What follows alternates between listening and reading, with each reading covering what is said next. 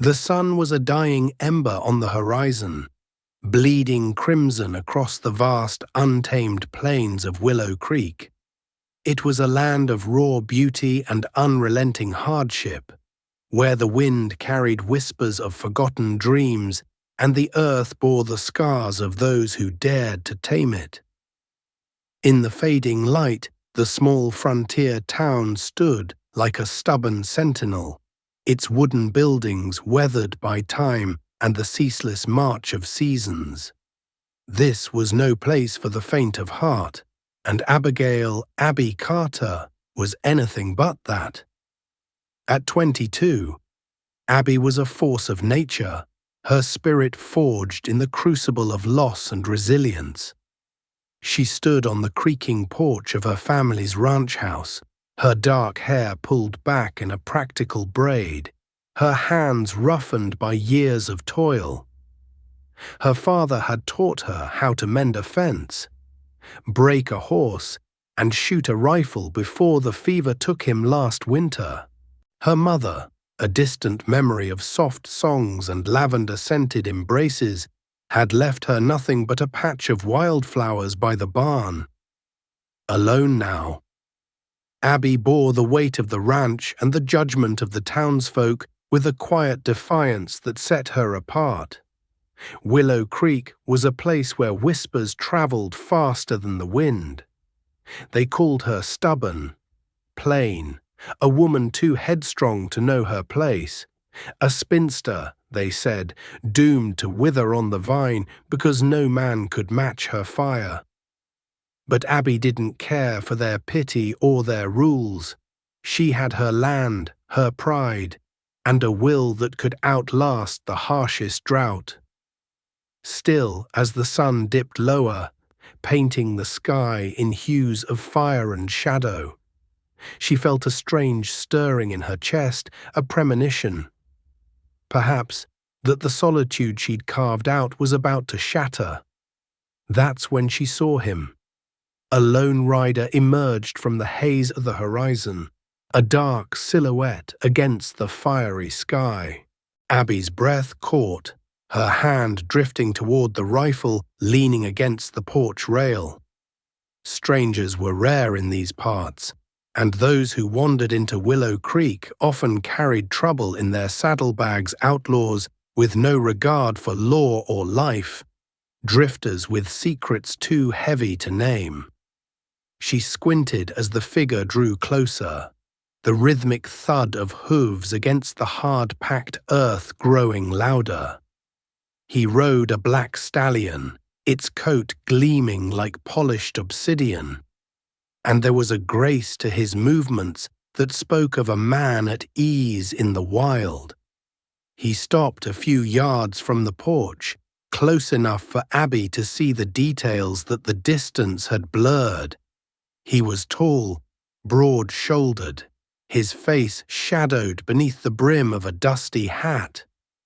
When he looked up, his eyes sharp and blue as a winter sky locked onto hers, and Abby felt an unfamiliar jolt, like lightning striking dry grass.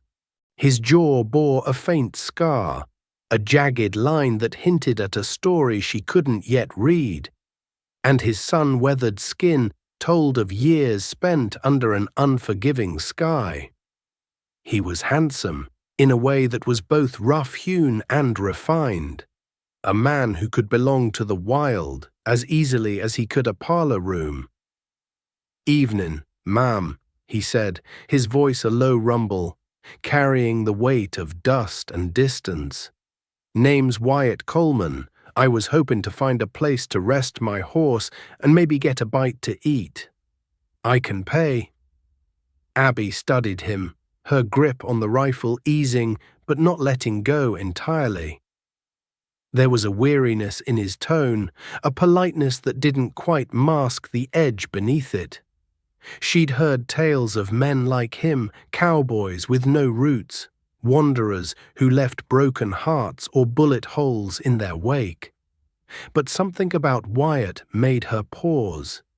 Maybe it was the way he held her gaze, unflinching yet unguarded, or the faint curve of his lips that suggested a smile he hadn't fully committed to. "You can stable your horse in the barn," she said, nodding toward the weathered structure behind the house. "There's hay and water. As for food, I don't run an inn, but I reckon I can spare a plate." He tipped his hat, that half-smile breaking through like a crack in a stone wall. "Much obliged, Miss Carter. Abby Carter." Wyatt dismounted with the ease of a man born to the saddle, leading his horse toward the barn with a stride that was both purposeful and unhurried. Abby watched him go, her curiosity warring with her caution. He moved like someone who knew the land, who'd faced its dangers and come out the other side. But there was a shadow in his posture, a hint of something unspoken that clung to him like dust on his boots. Who was he? And what had brought him to her doorstep on a night that felt so charged with possibility inside? Abby turned to the stove, the familiar clatter of pots and the scent of simmering stew grounding her restless thoughts. She wasn't used to strangers, least of all men who carried themselves like Wyatt Coleman. The few suitors who dared to court her had been driven off by her sharp tongue and sharper resolve, farmers' sons and shopkeepers who saw her as a prize to be won, not a partner to stand beside. Wyatt, though, didn't look at her with the pity or presumption she'd grown to expect. He looked at her like he saw her, and that was a feeling she wasn't sure she liked. The door creaked open as she set the table, and Wyatt stepped inside, hat in hand. The small room seemed to shrink around him, his presence filling the space like a storm rolling in. He glanced around, taking in the worn table, the faded curtains, the faint trace of lavender that lingered in the air, a remnant of her mother's touch. His eyes softened for a moment, as if he recognized something in the simplicity of it all. "Something smells good," he said, breaking the quiet. "Stew," Abby replied, ladling a portion into a bowl. "It's not fancy, but it'll keep you from starving." He sat at the table, his gaze lingering on her as she moved. "You live here alone?" The question caught her off guard, and she bristled, though she wasn't sure why. "I do now. My father passed last winter."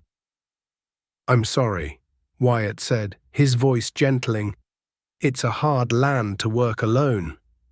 "I've managed," she shot back, sharper than she meant to. She placed the bowl in front of him and sat across the table, her hands clasped tightly in her lap. "What brings you to Willow Creek?" "Mr. Coleman." He took a spoonful of stew, chewing slowly, as if weighing his words. "Just passing through. Been riding a long time. Looking for a place to settle. Thought maybe I'd find it out here." Abby arched a brow, skepticism creeping into her voice. "Settle down. You don't seem the type." He chuckled, a low, warm sound that sent an unexpected shiver through her. "Maybe not. But a man gets tired of running after a while." There was a heaviness to his words, a glimpse of a past he kept close to his chest. Abby wanted to ask more what he was running from, where he'd been, but she knew the unspoken code of the West. A man's story was his own until he chose to tell it. Instead, she shifted the conversation. "You said you can pay. What do you do for a living, Mr. Coleman?" "Call me Wyatt," he said, his eyes meeting hers with a quiet intensity. "I've done a bit of everything, ranch hand, tracker. Whatever keeps coin in my pocket. Got some saved up from my last job." She nodded, though her instincts told her there was more he wasn't saying. "Well, Wyatt, you're welcome to stay the night in the barn. It's not much, but it's dry." Appreciate that. Abby, he said, her name on his lips feeling strangely intimate. He smiled, and for a fleeting moment, the air between them lightened, charged with something neither could name. But as the evening deepened, the silence grew thick, punctuated only by the crackle of the fire and the distant howl of the wind. Then came another sound, a low, eerie wail, followed by the thunder of hooves tearing through the night. Abby's blood ran cold. She knew that sound, had heard it in the tales whispered around town. Outlaws, she breathed, her face draining of color. Wyatt was up in an instant, his hand dropping to the revolver at his hip. "How many don't know?" she said, her voice trembling despite herself. "They've been hitting ranches for weeks, took everything from the miller's cattle, supplies, even their girl." His jaw clenched, his eyes hardening into something fierce and unyielding. "Get to the cellar, bar the door." But now, Abby. He cut in, his tone brooking no argument. She hesitated, torn between the urge to stand her ground and the fear clawing at her chest. But there was a strength in Wyatt's gaze, a promise that he wouldn't let her fall. With a tight nod, she grabbed her rifle and darted to the cellar door, her pulse hammering in her ears. As she descended into the dark, the shouts of the riders grew louder, their menace seeping through the walls. Above, Wyatt's boots thudded against the floorboards, steady and sure. Then came the sharp crack of a gunshot, splitting the night like a thunderclap. Huddled in the shadows, Abby clutched her rifle and prayed not just for survival, but for the stranger who'd ridden into her life and turned it upside down in the space of an evening. The cellar was a tomb of shadows, the air thick with the scent of damp earth and old wood. Abby crouched against the cold stone wall, her rifle a heavy comfort in her hands, its barrel glinting faintly in the sliver of moonlight that crept through a crack in the floorboards above. Each gunshot from the ranch house was a jolt to her heart, sharp and relentless, like the crack of a whip.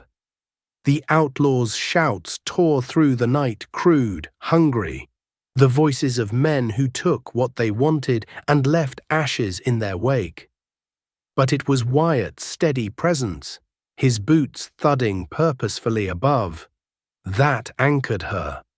A stranger just hours ago. He now stood between her and the storm outside, and that thought stirred something restless and unfamiliar in her chest. The gunfire slowed, replaced by an eerie quiet that pressed against her ears. Abby strained to listen, her breath shallow, her fingers tightening around the rifle. Had Wyatt driven them off, or was he? She pushed the thought away, refusing to let it take root. He was alive. He had to be. The silence stretched, taut as a bowstring, until a creak of the cellar door made her heart leap. She raised the rifle, her pulse roaring, but Wyatt's low voice cut through the dark before she could act. "Abby, it's me. They're gone. For now." She lowered the weapon, relief flooding her limbs, though her nerves still hummed with adrenaline. The door swung open, and Wyatt descended, his silhouette framed by the faint glow of the lantern he carried.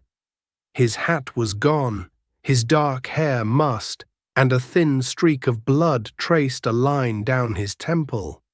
But his eyes, those piercing blue eyes, were steady, alive, and locked on hers with an intensity that made her breath catch. "You hurt?" she asked, her voice rougher than she intended as she rose to her feet. He shook his head, wiping the blood with the back of his hand. "Just a graze. Got 3 of 'em before they hightailed it." Won't be back tonight, but they'll lick their wounds and try again. Men like that don't give up easy. Abby nodded, her mind racing. The outlaws had been plaguing Willow Creek for months, growing bolder with each raid. They were led by a man named Silas Boone, a name whispered in fear around saloon tables, a former rancher turned predator, his heart as black as the coal mines he'd once fled. She'd heard the stories, families burned out of their homes, women taken, men left bleeding in the dust. The thought of Boone's men circling her land, eyeing her ranch with their greedy, soulless gazes, made her stomach churn. Wyatt set the lantern on a crate, its warm light softening the harsh lines of his face.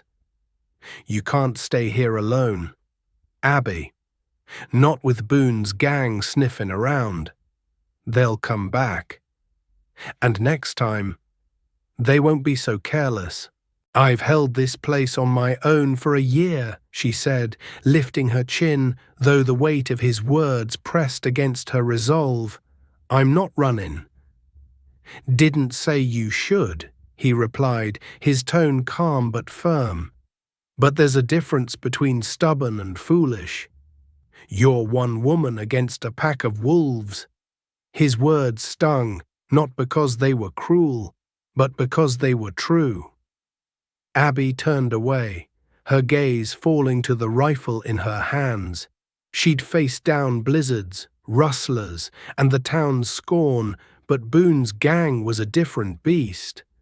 Still, the thought of abandoning her father's legacy, the only piece of him she had left, was a betrayal she couldn't stomach. Wyatt stepped closer, his presence warm and solid in the cramped cellar. I'm not asking you to give up, Abby. I'm saying you don't have to fight alone. She met his gaze, her heart stumbling at the quiet conviction in his voice. There was no pity there, no judgment, just a steady promise that made her want to believe him. Despite every instinct screaming to keep her guard up. Why do you care? She asked, her voice barely above a whisper. You're just passing through. This ain't your fight. He hesitated, his jaw tightening as if wrestling with a truth he wasn't ready to share. Maybe it wasn't, he said finally, but it is now. The air between them thickened, charged with unspoken questions and the weight of the night's violence.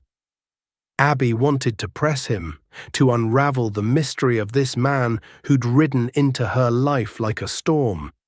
But the weariness in his eyes told her now wasn't the time. Instead, she nodded, a silent agreement to trust him. At least for tonight. They climbed back to the house, the night air sharp with the tang of gunpowder and blood. The porch was littered with bullet casings, and a splintered rail bore the scars of the fight. Inside, the stew still sat on the table, cold now. A reminder of the fleeting peace they'd shared before the world turned upside down. Wyatt moved to the window, scanning the dark plains beyond, his hand resting on his revolver. We need to fortify this place, he said, his voice all business. Bar the windows. Reinforce the door. If Boone's men come back, we'll be ready. Abby didn't argue. She fetched nails and a hammer from the shed, and together they worked in a rhythm that felt strangely natural, as if they'd been allies for years, instead of hours. They boarded up the windows, leaving narrow slits for shooting, and dragged a heavy table to brace the door.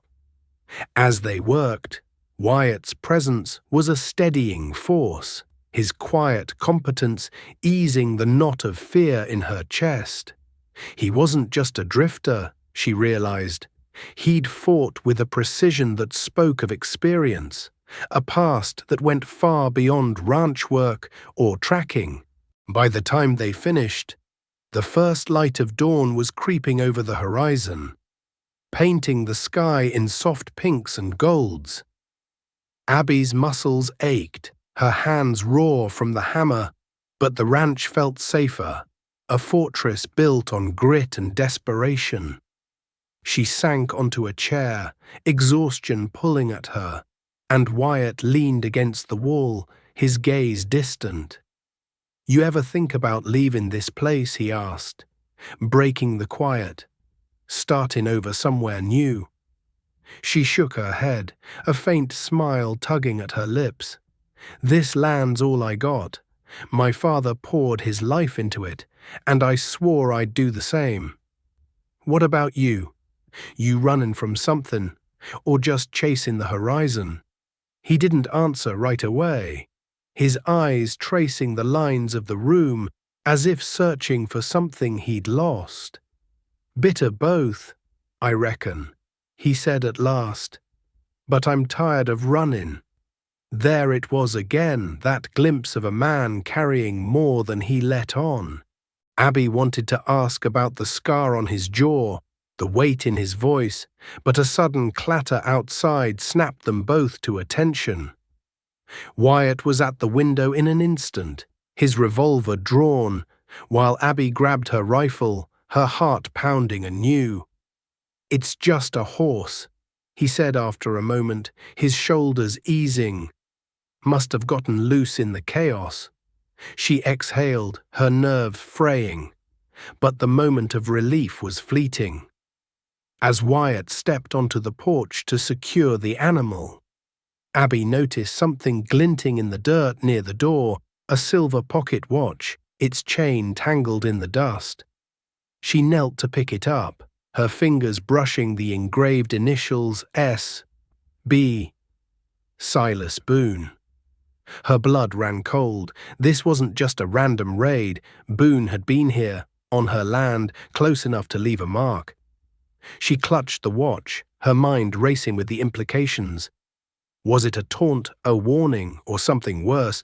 Wyatt returned, his eyes narrowing as he saw the watch in her hand. "Where'd you find that out front?" she said, her voice steady despite the fear clawing at her. "It's Boone's." His face hardened, a flicker of something dark passing through his eyes. Anger, maybe, or recognition. "Keep it close," he said. "Might be useful." Abby slipped the watch into her pocket, its weight a cold reminder of the danger circling them.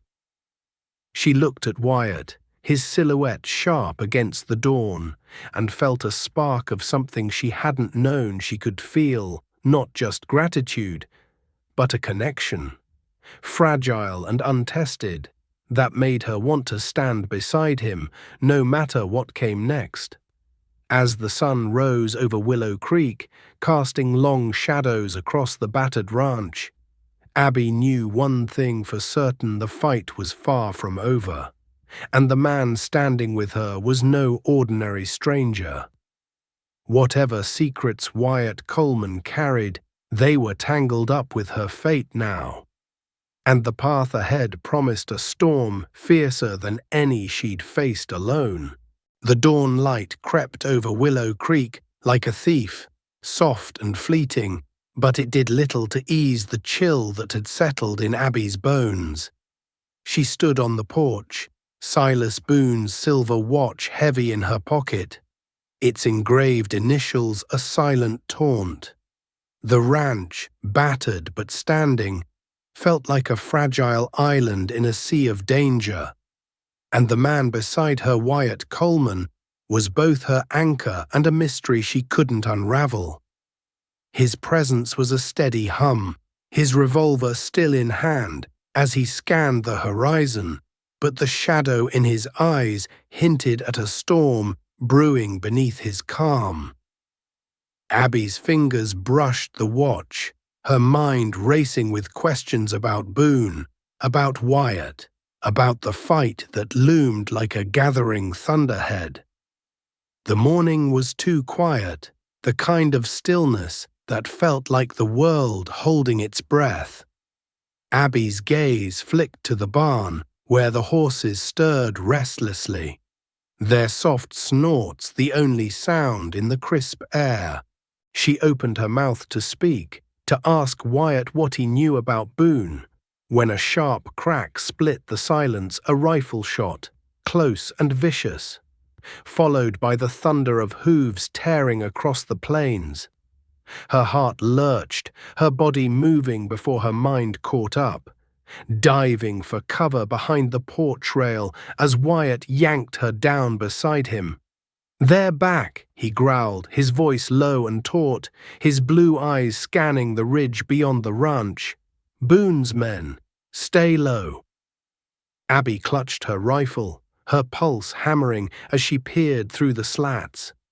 A dozen riders crested the hill, their silhouettes dark against the rising sun, dust swirling like a war banner.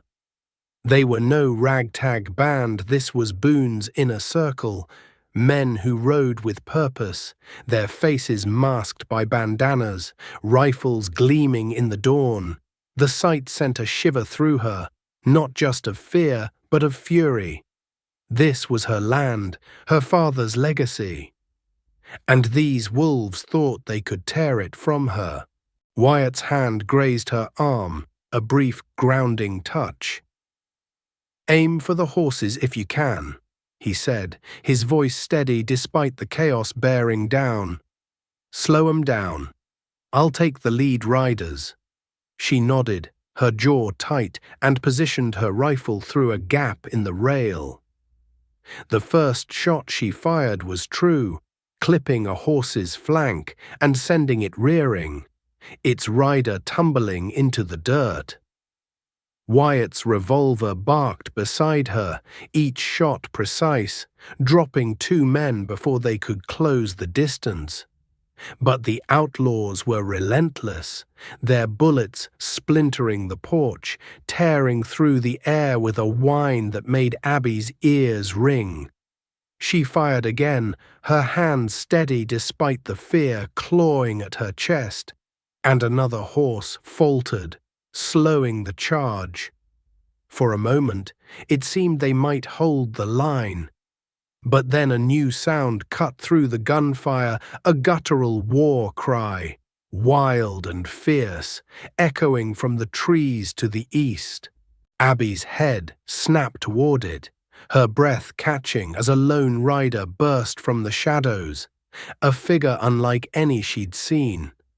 He was a warrior, his dark hair streaming behind him, his face painted with streaks of red and black, a bow drawn taut in his hands.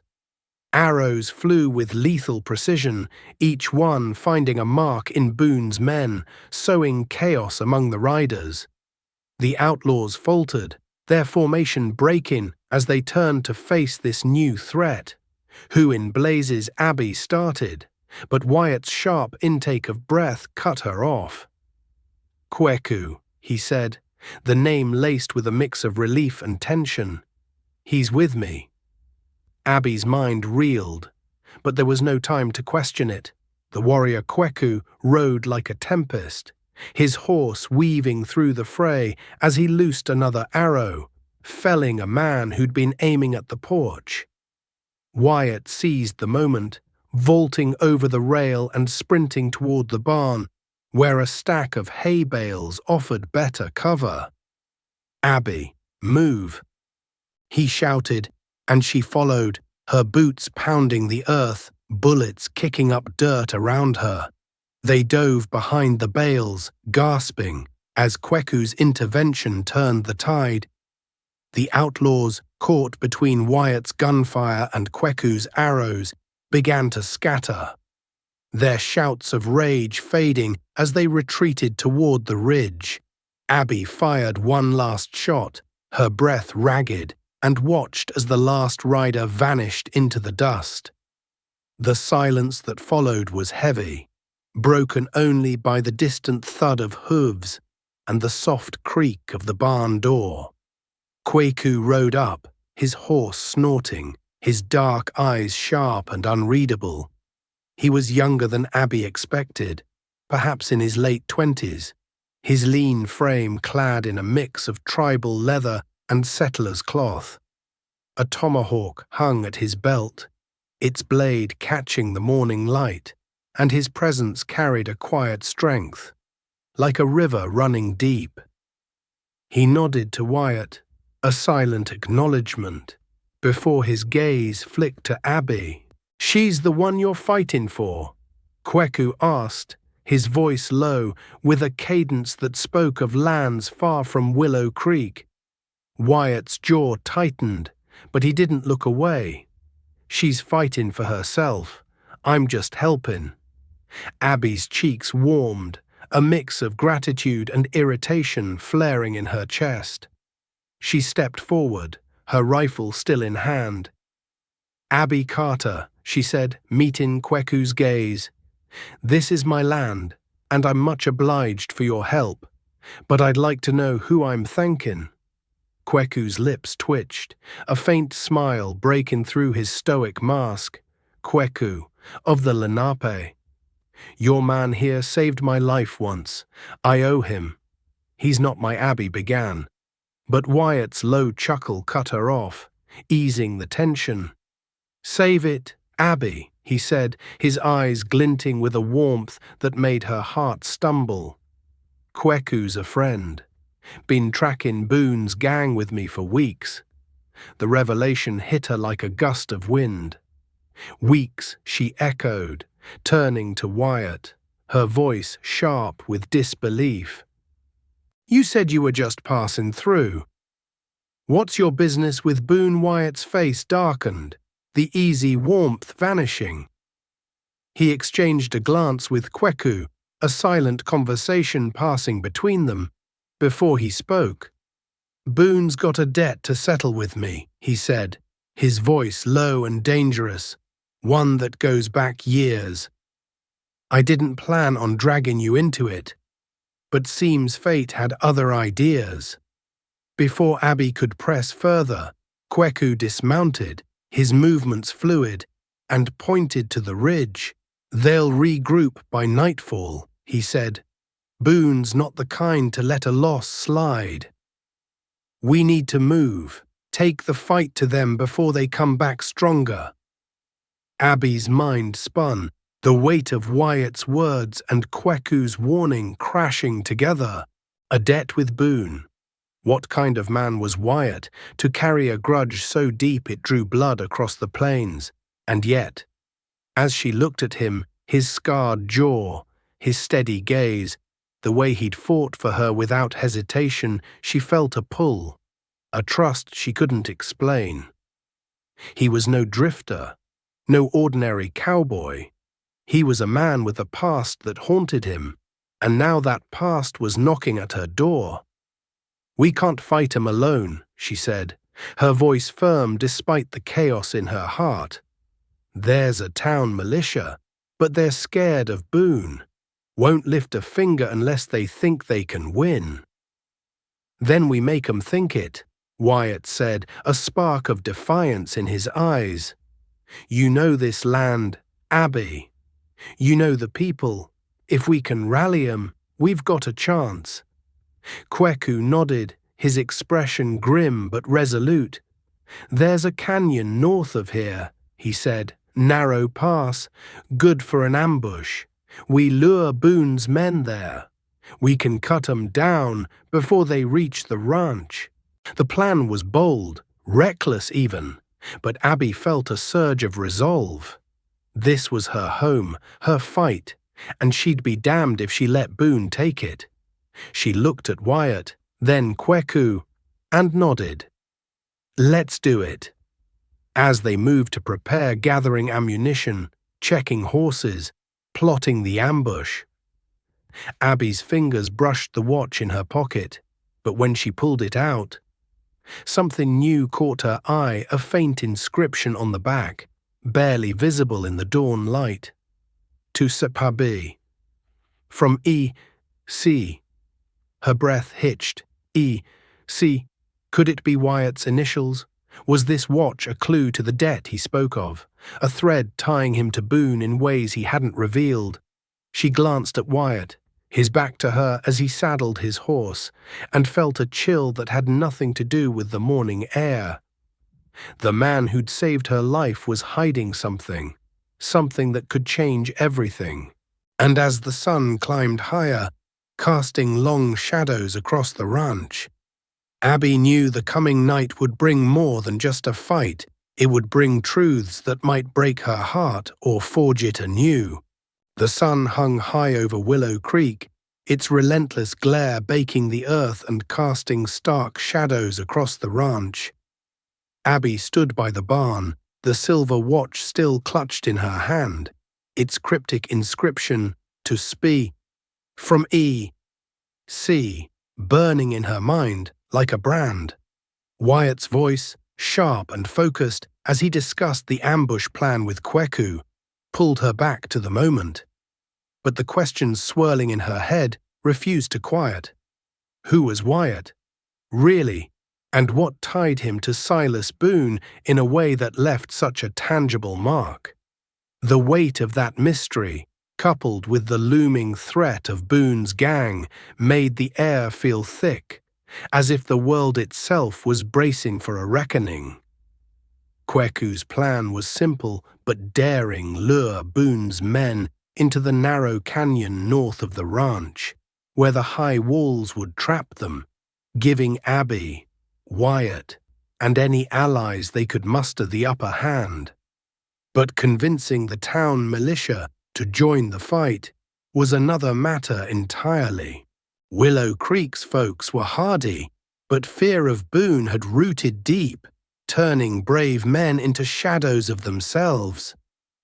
Abby knew the task of rallying them fell to her. She was one of their own, stubborn and unyielding.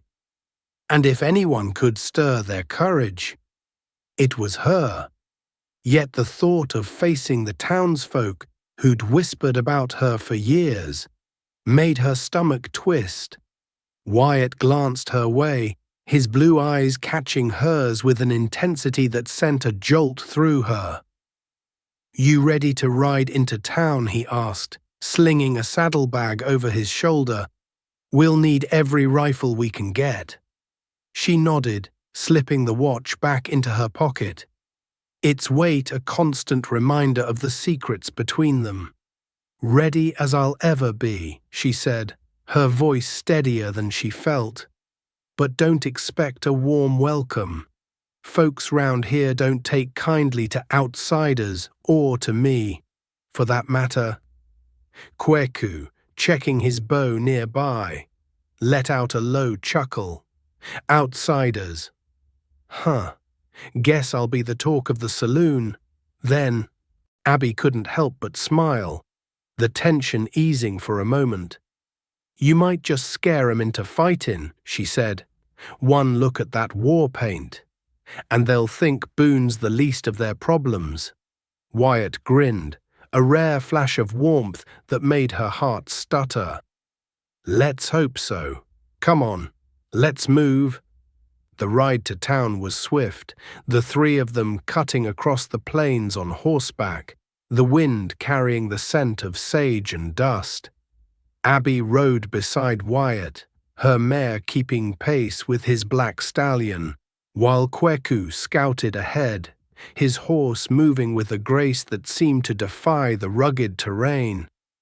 The silence between her and Wyatt was heavy, not from anger, but from the unspoken her suspicion about the watch, his guarded past, and the spark that flickered every time their eyes met.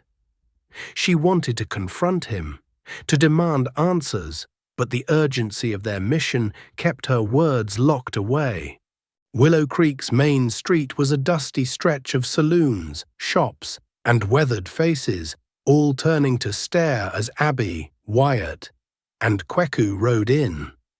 Whispers followed them, sharp and curious, as townsfolk paused in their chores to gawk.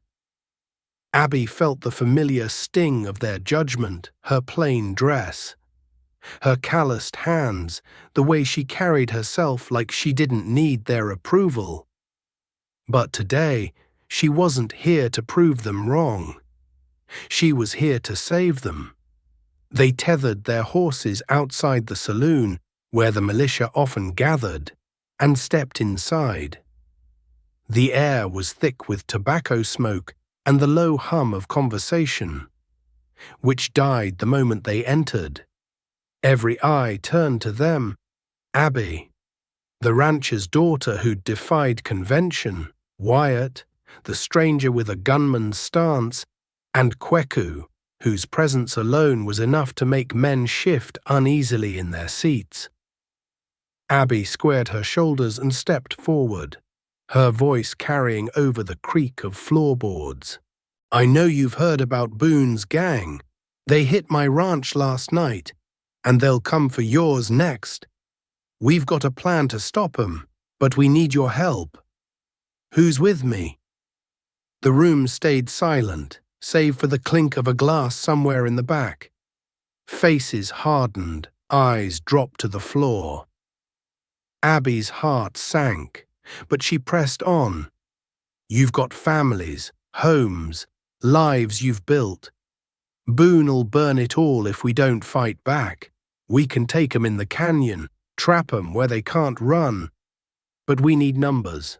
A burly man named Tom Hargrove, the militia's unofficial leader, leaned back in his chair, his mustache twitching. "And who's this plan coming from?" "Abby Carter. You and your friends." His gaze flicked to Wyatt and Kweku, lingering on the latter with a mix of suspicion and disdain. Wyatt stepped forward, his voice calm but edged with steel. "The plan's mine and Kweku's. We've tracked Boone before. He's not invincible, but he's smart. Wait too long, and he'll pick you off one by one." Hargrove snorted. "Tracked him, huh? And who are you?" "Stranger. Some drifter looking to play hero for Abby's sake." The room tittered, and Abby's cheeks burned. She opened her mouth to snap back, but Wyatt's hand brushed her arm, a subtle signal to let him handle it. He smiled, but it was the kind of smile that could cut glass. "Name's Wyatt Coleman, and I'm not here for glory. I'm here because Boone's a disease, and I aim to cut him out. You can help, or you can hide. Your choice." The tension in the room spiked, but before Hargrove could retort, a new voice piped up, a reedy, nervous one from the back. Miss Abby. Ain't you so sweet on this fella?" It was young Billy Tate, barely 18, his face red as a beet as every head swiveled toward him. The saloon erupted in laughter, and Abby's jaw dropped, mortification flooding her. "Billy Tate, you hush," she snapped, her voice cracking with embarrassment. "I ain't sweet on nobody, and this ain't the time for your fool talk." Wyatt raised an eyebrow, his lips twitching with amusement, while Kweku coughed to hide a laugh. "Smooth kid," Wyatt said, tossing Billy a wink that only made the boy's face redder. The moment of levity broke the ice, and a few men chuckled, their postures easing. But the humor was short-lived. Hargrove stood, his chair scraping loudly. "Laugh all you want, but I ain't risking my neck for Abby Carter's ranch, or some stranger's vendetta. Boone's got too many men." Abby's temper flared, and she stepped into Hargrove's space, her voice low and fierce. "You think Boone cares about your neck? Tom, he'll come for your wife, your kids, your cattle. You want to live like a coward. Fine. But don't cry when your world's ash." The room went quiet again, her words hanging heavy. Hargrove's face reddened, but before he could respond, a woman's voice cut through Martha Tate. "Billy's mother, a widow with a spine of steel." "Abby's right," she said, rising from a corner table. "I've lost enough to this land. I won't lose my boy to Boone. I'm in." One by one. Others nodded. First Billy, then a grizzled rancher named Amos, then more, until half the room was on board. It wasn't the whole militia, but it was enough. Abby exhaled, relief mingling with the fire in her chest. She glanced at Wyatt, who gave her a nod, his eyes warm with something that made her heart skip. As they left the saloon, the plan set and the militia rallied. Abby felt a surge of hope, but that hope faltered when she reached her horse and found a note tucked into her saddlebag, written in a jagged scrawl, "Carter's land is mine, run or burn, S.B." Her blood ran cold, the watch in her pocket suddenly heavier. Boone wasn't just coming, he was taunting her, personalizing this fight in a way that chilled her to the core. She showed the note to Wyatt and Kweku, whose faces darkened. "He knows we're planning something," Kweku said, his voice grim. "Means he's got eyes in town." Wyatt's jaw clenched, his hand resting on his revolver. "Then we move fast. Tonight, we set the trap." Abby nodded, but as they mounted their horses, her eyes lingered on Wyatt. The note, the watch, his cryptic words about Boone, they were pieces of a puzzle she couldn't solve. And the awkwardness of Billy's comment still hung between them, a reminder of the spark she couldn't ignore. Was she sweet on him? The thought was absurd, yet her heart betrayed her, racing at the way he looked at her, like she was more than a rancher's daughter, more than the town's outcast. As they rode back to the ranch, the sun sinking toward dusk, Abby knew the canyon ambush would test more than their courage. It would test her trust in Wyatt, her strength against Boone, and the fragile bond growing between them, a bond that could either save her or break her, depending on the truths waiting in the shadows. The ride back to the ranch was a blur of dust and urgency, the sinking sun painting the plains in hues of amber and violet. Abby's heart pounded, not just from the weight of Silas Boone's note, "Carter's land is mine, run or burn," but from the electric awareness of Wyatt riding beside her. His presence was a steady pulse, his broad shoulders cutting a sharp silhouette against the dusk, and the memory of Billy Tate's awkward jab in the saloon lingered like a spark that refused to fade. Sweet on him, the idea was foolish, reckless even, yet every glance Wyatt sent her way stirred something deep and uncharted, a longing that both thrilled and unnerved her. Kweku rode ahead, his horse a shadow in the fading light, giving them a moment of privacy that felt dangerously intimate. They reached the ranch as twilight settled, the air cool and heavy with the scent of sagebrush and impending rain. The plan was set. The militia would meet them at the canyon before midnight, ready to spring the ambush on Boone's gang. But for now, there was a brief pause, a fleeting chance to breathe before the storm. Abby dismounted, her legs unsteady from the ride and the weight of the day, and led her mare to the barn. Wyatt followed, his steps quiet but deliberate, the creak of his boots on the dirt a rhythm that matched her racing pulse. Inside the barn, the soft glow of a lantern cast golden shadows across the hay-strewn floor, the horses snuffling contentedly in their stalls. Abby busied herself with unsaddling her mare, her hands moving mechanically, but her thoughts were a tangle of Boone's threat, the watch's inscription, and the man standing just a few feet away. Wyatt removed his stallion's saddle, his movements fluid and sure, but there was a tension in his posture, a coiled energy that mirrored her own. The silence between them was charged, thick with words neither dared to speak. "You did good in town," he said at last, his voice low, breaking the quiet as he hung the saddle on a hook. "Those folks listened to you." Abby, that's no small thing.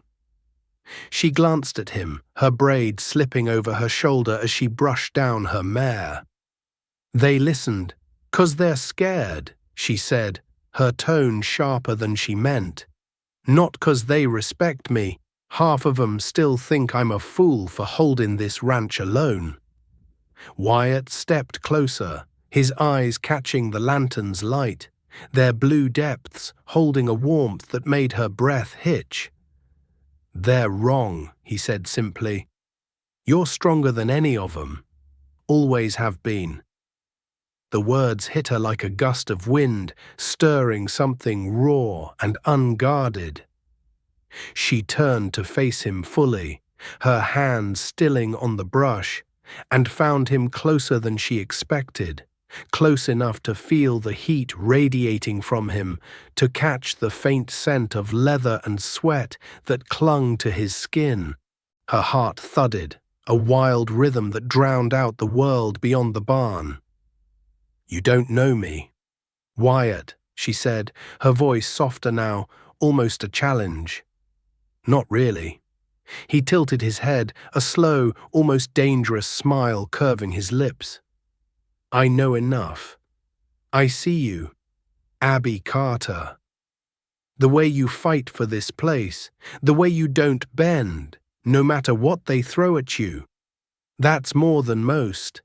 The air between them crackled, the space shrinking until it felt like they were the only two people in the world. Abby's gaze dropped to his mouth, the faint scar on his jaw, the way his shirt clung to the hard lines of his shoulders. She should step back, should break this moment before it spiraled into something she couldn't control. But her feet refused to move. Instead, she lifted her chin, meeting his eyes with a boldness she hadn't known she possessed. "And what about you? Wyatt Coleman." "What do I see when I look at you?" His smile faded, replaced by a flicker of vulnerability that caught her off guard. He reached out, his fingers brushing a stray lock of hair from her cheek, the touch light but searing, like a spark against dry tinder. "You see a man who's been running too long," he murmured, his voice rough with something unspoken. "A man who's starting to think he might have found a reason to stop." Her breath caught, the words sinking into her like a slow burn. She felt the pull of him, magnetic and undeniable, and before she could think better of it, she closed the distance, her hand resting against his chest. His heart beat strong beneath her palm, a steady counterpoint to her own racing pulse, and the warmth of him seeped through the worn fabric of his shirt, grounding her even as it set her alight. "Wyatt," she whispered, her voice trembling with the weight of everything she couldn't say. He leaned in, his forehead resting against hers, their breaths mingling in the quiet. "Abby," he said, her name a low rumble that sent a shiver down her spine. "Tell me to stop, and I will." But she didn't. Instead, she tilted her head, her lips brushing his in a kiss that was tentative at first, then deepening with a hunger that took her by surprise. His hands found her waist, pulling her closer, and the world narrowed to the heat of his mouth, the strength of his arms, the way he tasted of dust and promise. The kiss was a wildfire, consuming and reckless, yet there was a tenderness in it. A care that spoke of a man who'd known loss and cherished what he held. Her fingers tangled in his hair, the rough texture anchoring her as she pressed herself closer. The barn fading until it was just them. Two souls finding solace in the eye of a storm. The creak of the barn door snapped them apart, their breaths ragged as Kweku stepped inside, his expression a mix of amusement and exasperation. "Didn't figure you two for staring at the hay all night," he said, his tone dry but his eyes glinting with humor. "Militia's riding in soon. Best get ready." Abby's face flushed, her heart still pounding as she stepped back, smoothing her dress with shaking hands. Wyatt cleared his throat, a sheepish grin breaking through his usual composure. "Right," he said, his voice husky. "Timing's never been my strong suit." Kweku snorted, shaking his head as he turned to check his gear. "Keep that fire for Boone's men." He called over his shoulder, "We'll need it." Abby shot Wyatt a look, half embarrassed, half defiant, and he returned it with a wink that made her stomach flip.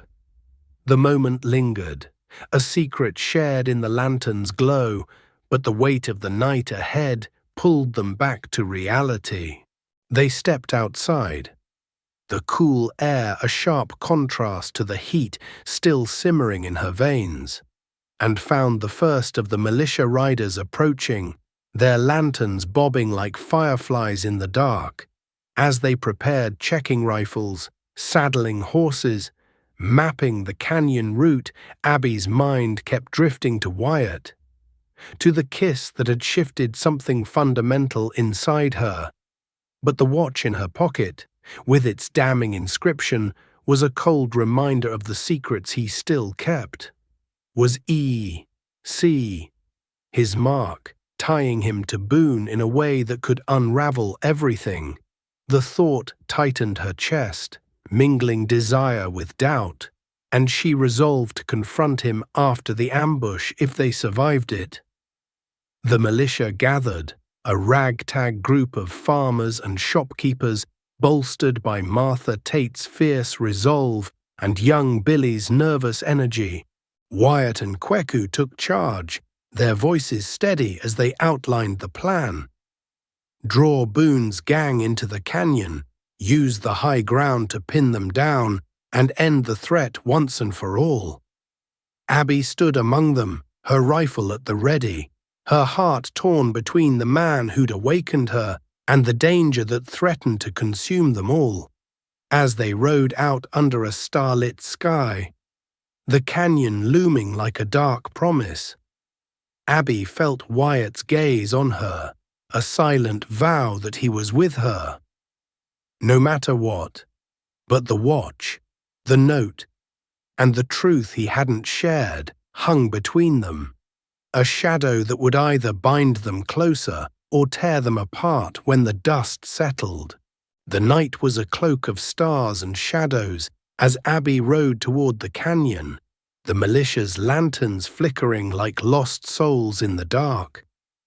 Her mare's hooves churned the earth, a steady rhythm that matched the pulse of resolve in her chest.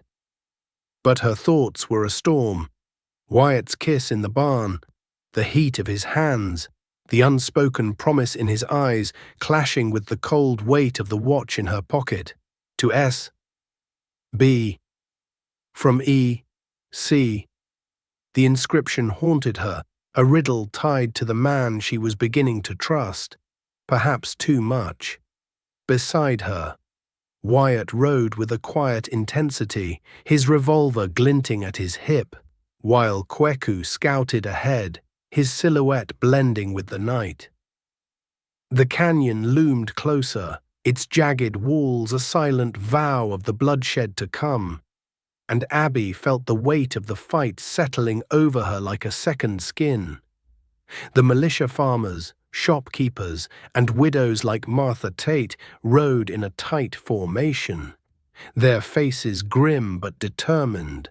Young Billy Tate clutched his rifle with white-knuckled hands, his earlier bravado replaced by a nervous resolve that made Abby's heart ache. They were her people, flawed and frightened, yet here they were, riding into the jaws of danger for her land, for their town. She glanced at Wyatt, his jaw set, his eyes scanning the horizon, and felt a surge of gratitude laced with doubt. He'd fought for her, kissed her, made her feel seen in a way no one ever had but the watch. The note from Boone and his cryptic words about a debt kept her guard up, even as her heart yearned to let it down. They reached the canyon's mouth, a narrow pass flanked by towering rock walls that seemed to swallow the starlight. Kweku reined in his horse, his dark eyes sharp, as he signaled for silence. "They're close," he whispered, his voice barely carrying over the soft whistle of the wind. "Hoofprints in the dust, fresh. Boone's men are already here." Abby's stomach tightened, her fingers gripping her rifle. The plan was to lure Boone's gang into the canyon, using the high ground to trap them. But if they were already inside, the advantage was slipping. Wyatt dismounted, his movements swift and silent, and motioned for the militia to take positions along the canyon's rim. Abby followed, her boots crunching softly on the gravel, her heart pounding as she climbed to a rocky outcrop overlooking the pass.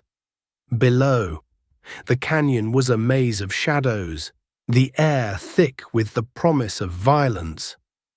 Wyatt crouched beside her, his shoulder brushing hers, the contact grounding her despite the tension coiling in her gut. "Stay sharp," he murmured, his breath warm against her ear. "We'll draw 'em out. Kweku's got a signal 3 owl hoots. When you hear it, aim for the riders, not the horses this time." She nodded, her throat tight, but her eyes lingered on him a moment too long. The memory of their kiss flared, unbidden, and she forced it down, focusing on the cold steel of her rifle. "Wyatt," she said, her voice low, "if we make it through this, you're going to tell me about that watch. No more secrets." His gaze met hers, a flicker of something guilt, perhaps, or sorrow passing through his eyes before he nodded. "Deal," he said, his voice soft but firm. "But we're making it through.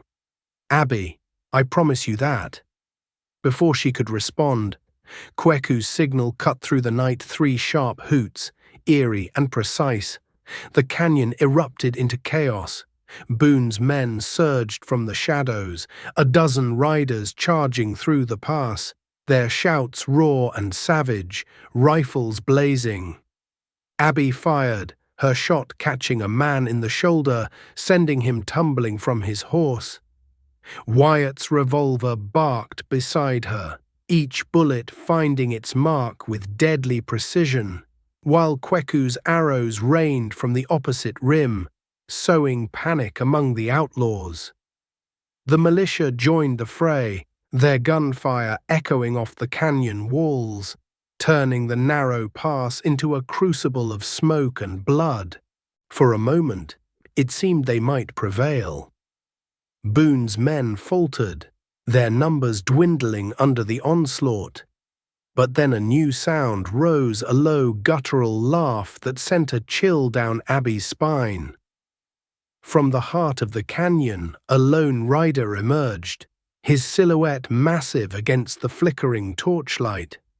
Silas Boone himself, his face unmasked, his eyes glinting with a cruel amusement.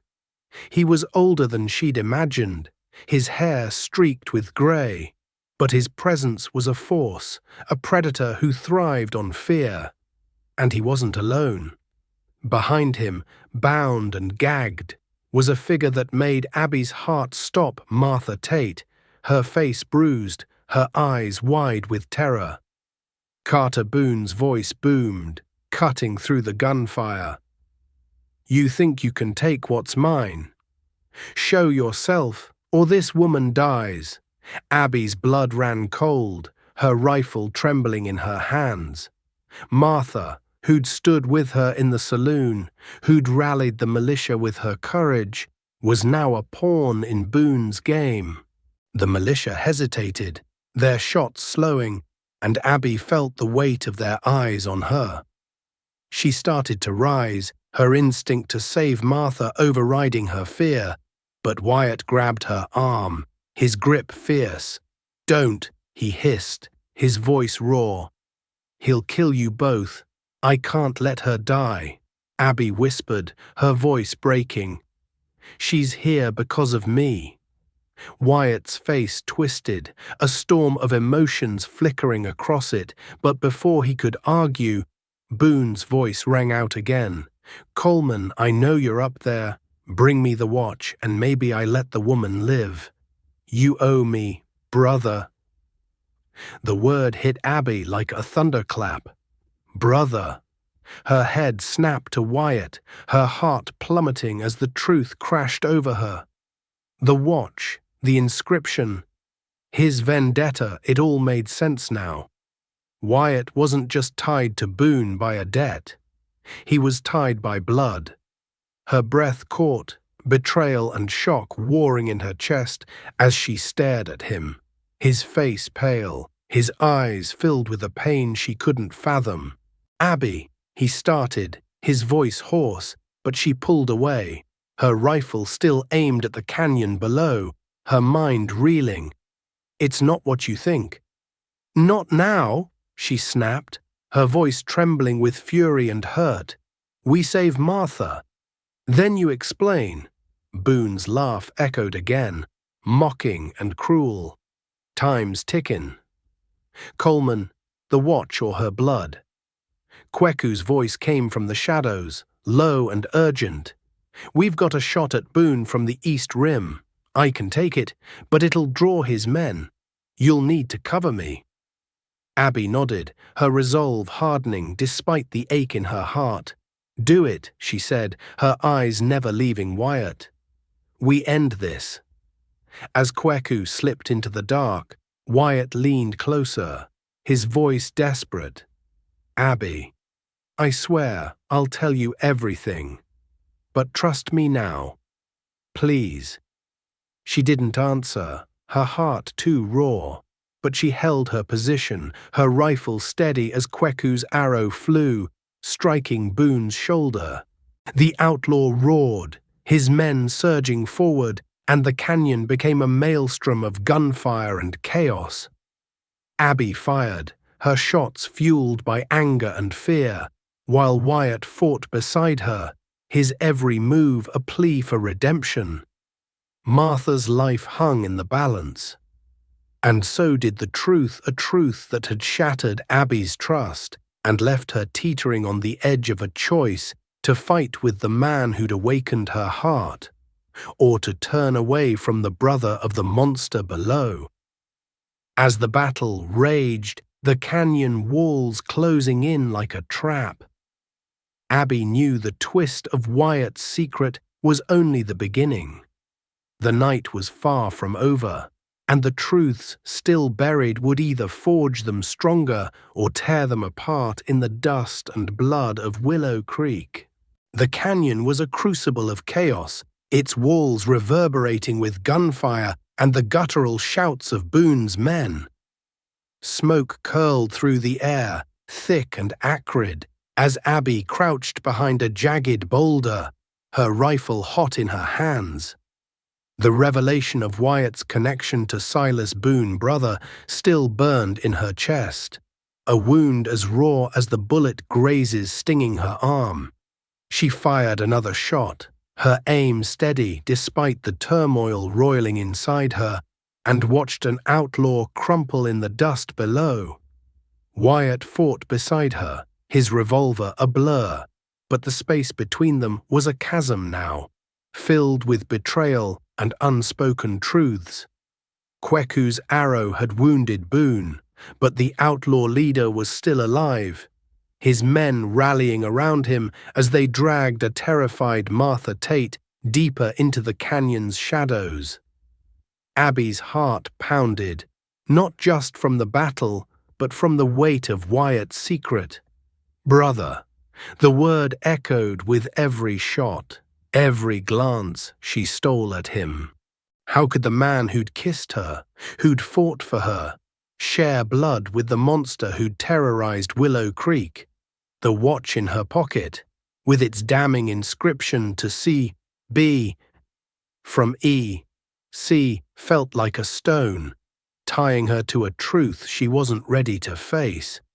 Yet Martha's life hung in the balance, and Abby couldn't let her anger cloud the fight. She shoved the pain down, focusing on the militia's thinning ranks and the outlaws' relentless advance. "Abby, cover the left flank," Wyatt shouted, his voice hoarse as he reloaded, his shoulder brushing hers in the cramped space. His eyes met hers for a fleeting moment, pleading. But she looked away, her jaw tight. There was no time for explanations, not with Boone's men closing in. She shifted position, firing at a rider who'd broken through the militia's line, her shot sending him sprawling. But the outlaws were too many, their numbers bolstered by reinforcements pouring from the canyon's depths. Kweku appeared on the opposite rim, his bow drawn, but even his precision couldn't stem the tide. The militia was faltering, Billy Tate's rifle jammed, his face pale with panic, while Amos, the grizzled rancher, took a bullet to the leg, his curses echoing off the rocks. "We're losing ground," Abby said, her voice sharp with desperation as she ducked a hail of bullets. "We've got to get to Martha before Boone makes good on his threat." Wyatt nodded, his face grim. But before he could respond, a new figure stumbled into view. Young Billy, scrambling up the outcrop with a wild look in his eyes. "Miss Abby," he panted, his voice cracking, I saw something. Boone's got a dynamite cache down there, near the canyon bend. If we can light it, we could end this Abby's breath caught." Hope flaring despite the chaos. "Dynamite," she repeated, glancing at Wyatt, whose eyes narrowed with a mix of caution and calculation. "It's a long shot," he said, reloading his revolver with swift, practiced movements. "But if we can reach it, we might turn the tide. Kweku can cover us from above." Billy, still catching his breath, added, Miss Abby, I didn't mean no harm back at the saloon. 'Bout you and Mr. Coleman." Abby's face flushed, the memory of Billy's awkward comment. "Ain't you sweet on this fella, hitting her like a stray bullet?" "Billy Tate, you pick the worst times to run your mouth," she snapped, though a reluctant smile tugged at her lips. "Focus, or I'll tan your hide myself." Wyatt chuckled, a low, warm sound that cut through the tension, his eyes glinting with amusement despite the gunfire. "Kid's got a knack for timing," he said, tossing Billy a wink. "Stay here, Billy, keep shooting." The brief moment of levity was a lifeline, easing the knot in Abby's chest, but the humor faded as quickly as it came. She and Wyatt moved, darting from boulder to boulder, their boots slipping on loose gravel as they descended into the canyon's heart. Kweku's arrows provided cover, each one whistling through the air to fell an outlaw.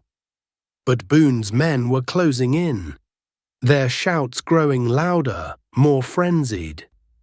Abby's heart raced, her senses sharpened by the thrill of the plan and the sting of Wyatt's secret, which pulsed like a second heartbeat.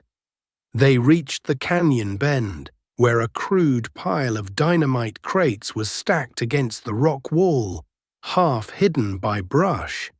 Abby's pulse surged. Billy was right. If they could ignite it, the explosion would collapse the pass, trapping Boone's gang and ending the fight. But as she reached for a crate, a shadow loomed behind her, and she spun to find Boone himself, blood seeping from his wounded shoulder, his revolver aimed at her chest. "Carter," he snarled, his voice a venomous drawl. "You're a thorn in my side, girl." "And you, Coleman," his gaze shifted to Wyatt, his lips curling into a cruel smile. "You think you can erase the past by playing hero? You're as much a Boone as I am." Abby's stomach twisted, her eyes flicking to Wyatt, who stood frozen, his revolver raised but his face pale, haunted. "Shut your mouth, Silas," he growled, his voice thick with a pain Abby hadn't heard before. "This ain't about the past. Let the woman go." Boone laughed, a harsh, grating sound that echoed off the canyon walls. "The watch. Coleman, give it to me, or I paint the rocks with her blood." Abby's hand instinctively went to her pocket, where the watch lay heavy, but Wyatt stepped forward, his voice low and desperate. "Abby, don't. He'll kill you anyway." The standoff was a powder keg, the air thick with the threat of violence. Abby's mind raced, her fingers brushing the watch as she calculated their chances. Boone's eyes gleamed with malice, his grip on Martha tightening, and Abby knew they were out of time. Then, in a move that surprised even herself, she pulled the watch from her pocket and tossed it not to Boone, but into the dynamite crates, where it landed with a soft clink. Boone's face contorted with rage, and he lunged forward, his attention breaking. Wyatt seized the moment, tackling his brother to the ground, their bodies a blur of fists and fury. Abby dove for Martha, cutting her bonds with a knife from her boot, and pulled the older woman to safety behind a rock. "Run!" she shouted, shoving Martha toward the militia's line. But the fight between Wyatt and Boone was a storm of its own, raw and brutal, years of buried pain erupting in every blow. Abby grabbed a torch from the ground, her hands shaking as she lit it, knowing the dynamite was their only chance. "Wyatt," she yelled, her voice piercing the chaos. "Get clear." He landed a final punch, sending Boone sprawling, and sprinted toward her, his face bloodied but fierce. Abby tossed the torch into the crates, and they ran, the world exploding behind them in a deafening roar. The canyon shook, rocks tumbling, dust choking the air as the pass collapsed, burying Boone's men and their hopes of escape. When the dust settled, Abby and Wyatt stood gasping, their bodies pressed close in the aftermath, the heat of the explosion still lingering. Martha was safe, the militia rallying, but Boone was gone, swallowed by the rubble, or so they hoped. Abby turned to Wyatt, her chest heaving, her heart a tangle of relief and rage. "Brother," she said, the word ablaze. "You've got some explaining to do." Wyatt's face fell, his eyes searching hers, but before he could speak, Billy's voice rang out from above, shaky but triumphant. "Miss Abby, Mr. Coleman, you blew the whole dang canyon. Ain't that something?" Abby couldn't help but laugh, the sound brittle but real, cutting through the awkward weight of the moment. "Yeah, Billy," she called back, her eyes still locked on Wyatt. "Something." Kweku joined them, his bow slung across his back, his expression a mix of exhaustion and approval. "You two make a mess," he said, his tone dry. But it worked. The militia cheered, their voices echoing through the canyon. But Abby felt no victory. Wyatt's secret hung between them, an awkward shadow that neither the explosion nor their shared fight could erase. As they led the survivors back to the ranch, the night stretching long and uncertain, Abby knew the real battle was just beginning, not with Boone, but with the man who'd stolen her heart and broken her trust in the same breath. The dawn broke over Willow Creek with a quiet grace, its soft light spilling across the battered ranch, painting the plains in hues of gold and promise. Abby stood on the porch, her hands wrapped around a tin mug of coffee, the steam curling into the cool morning air. The canyon battle felt like a lifetime ago, though only hours had passed since the dynamite's roar had collapsed the pass, scattering Boone's gang and leaving a fragile peace in its wake. The militia had returned to town, weary but triumphant, with Martha Tate safe and young, Billy Tate already spinning tales of their victory. Kweku had ridden out to scout the canyon's ruins, ensuring no outlaws lingered. But Wyatt remained, his presence a weight Abby couldn't ignore. The word brother still echoed in her mind, a wound that hadn't healed, and the truth he owed her hung heavy between them, demanding to be faced. The ranch was scarred, bullet holes pocked the barn, the porch rail was splintered, and the earth bore the marks of hoofprints and blood, but it stood, defiant, just like her. Abby's gaze drifted to the wildflowers by the barn, her mother's legacy, their petals swaying gently in the breeze. She'd fought for this land, for her father's dream, and she'd won. But the cost was etched in her heart. Wyatt's secret had shaken her, yet the memory of his kiss, his steady hand in the fight, refused to let her turn away. She needed answers, and she needed them now. The creak of boots on the porch pulled her from her thoughts. Wyatt stepped into view, his hat in hand, his face etched with exhaustion and a quiet resolve. His scar stood out in the morning light, a reminder of the life he'd lived, and his blue eyes held hers with a vulnerability that made her chest ache. "Mornin'," he said, his voice low, rough with the weight of the night. "Mornin'," Abby replied, her tone guarded but not cold. She set her mug on the rail, crossing her arms as she faced him. "You said you'd explain, Wyatt. I'm waitin'." He nodded, his jaw tightening as he leaned against the post, his gaze drifting to the horizon as if searching for the words. "Silas Boone is my brother," he began, the admission heavy but steady. "Older by 3 years. We grew up in Missouri, poor as dirt, scrappin' for every meal. Our pa was a drunk, our ma a ghost who left when I was 10. Silas raised me in his way. But he was always hungry for power, for respect, for something he could never hold." Abby listened, her heart softening despite herself, the pieces of Wyatt's past falling into place. "The watch," she said, pulling it from her pocket, its silver surface glinting. "To Saish B, from E, C. You gave it to him." Wyatt's eyes flicked to the watch, a flicker of pain crossing his face. "Elias Coleman. My given name. I gave it to Silas when I was 16, before I left home. Thought it'd remind him we were family, even if I couldn't stay. But Silas, he twisted everything, turned to rustlin', then worse. By the time I tracked him down years later, he was a monster. I tried to stop him. Abby, that's the debt he talked about, the one he thinks I owe for betraying him."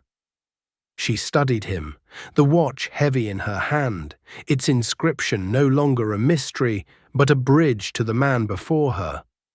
"Why didn't you tell me?" she asked, her voice softer now, tinged with hurt. "You let me trust you, Wyatt, and then I find out you're kin to the man who tried to burn my world down." He stepped closer, his eyes searching hers, raw and unguarded. "I didn't tell you 'cause I was ashamed. Silas is my blood, but he ain't my family. I came to Willow Creek to end him, to make right what I couldn't before.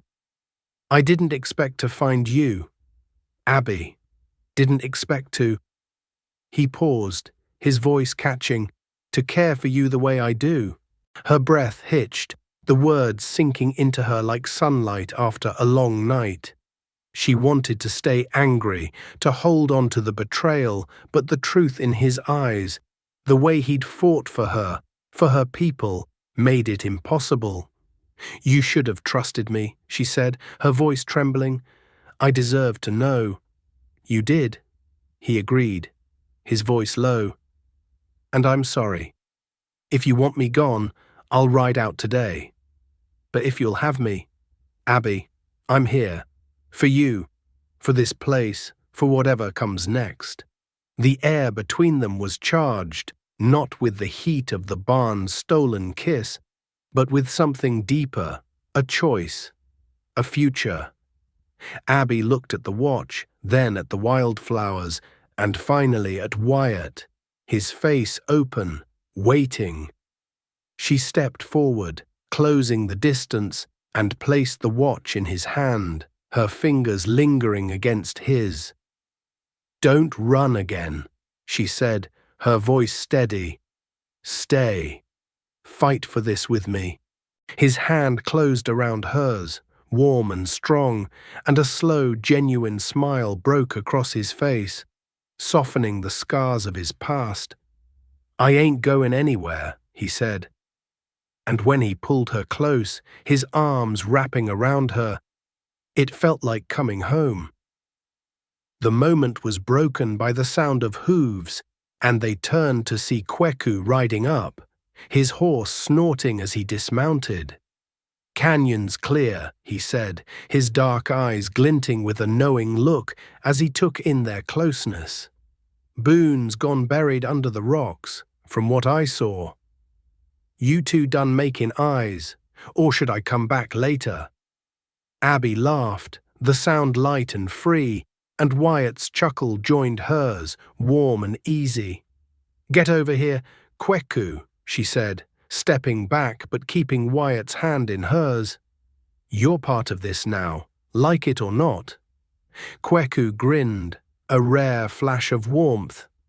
"Reckon I could get used to that, but don't expect me to stay in one place too long.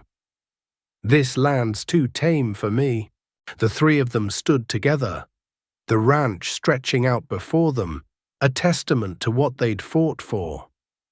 Word came later that day from town Boone's gang was broken, the survivors fleeing into the wild, and Willow Creek was safe, its people already weaving the canyon battle into legend. Martha Tate visited, her bruises fading, her gratitude fierce, and even Billy Tate stopped by, bashful but proud, promising to keep his mouth shut about Abby and Wyatt's sweetness. As spring turned to summer, the ranch flourished. Abby and Wyatt worked side by side, mending fences, tending cattle, their bond growing stronger with every shared sunrise. Kweku came and went, a wanderer at heart, but his visits brought stories and laughter, a reminder of the family they'd forged in the heat of battle. The wild flowers by the barn bloomed brighter, and Abby felt her parents' presence in the wind, their pride a quiet comfort. One evening, as the sun dipped low, painting the sky in fire and gold, Wyatt took Abby's hand and led her to the porch. He pulled the watch from its pocket, its silver worn but gleaming, and placed it in her palm. "This belongs here," he said. "With you, a reminder that the past don't define us." She smiled, her heart full, and tucked the watch into a box with her mother's lavender sachet, a piece of history laid to rest. "We're writing our own story now," she said, and when she kissed him, the world was theirs, wild, unbroken, and filled with the promise of tomorrow. Willow Creek would tell their tale for years to come, of the woman who held her ground, the stranger who stayed, and the warrior who bound them together. But for Abby and Wyatt, it was enough to stand on their land, hands entwined, knowing they'd faced the storm and found their home in each other.